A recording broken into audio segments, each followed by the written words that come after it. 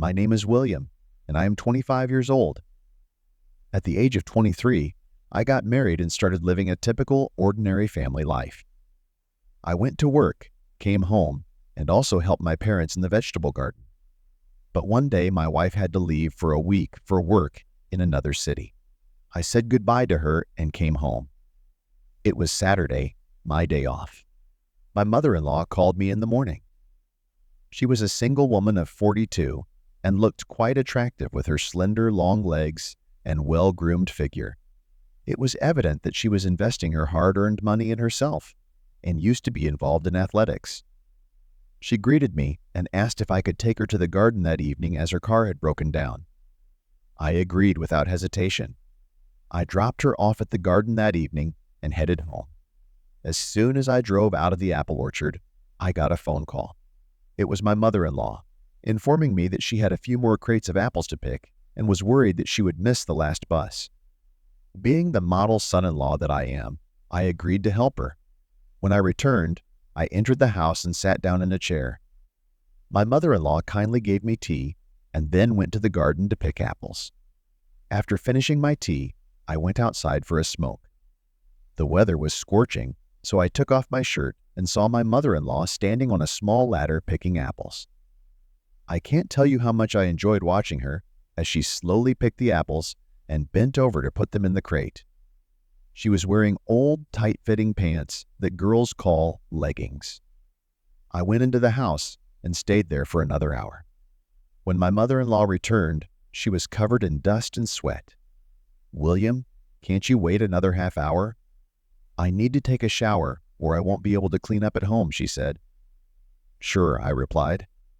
It was the time when the hot water was shut off for 2 weeks in the summer. I went outside for a smoke while she changed into a light summer robe. Random thoughts swirled around in my head. My mother-in-law came out of the house in a short robe that barely covered her prettiest. She sat down next to me and lit a cigarette.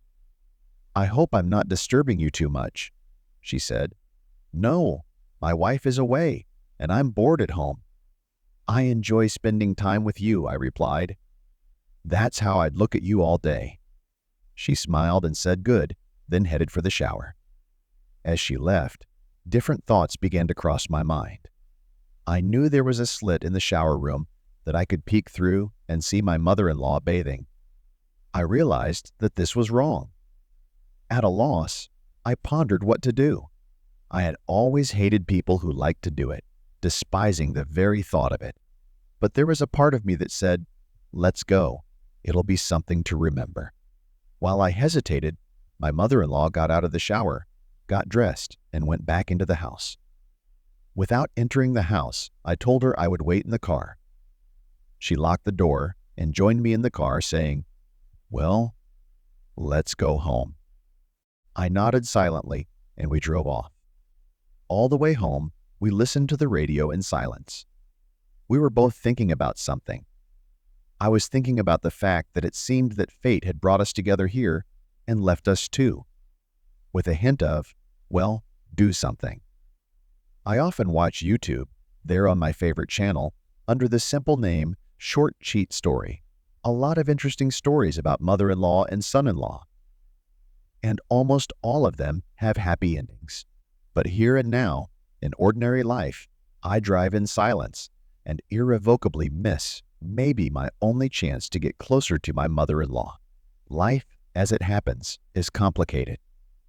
At that moment, I had a simple but brilliant idea. I suddenly said, "There's a YouTube channel called Short Cheat Story."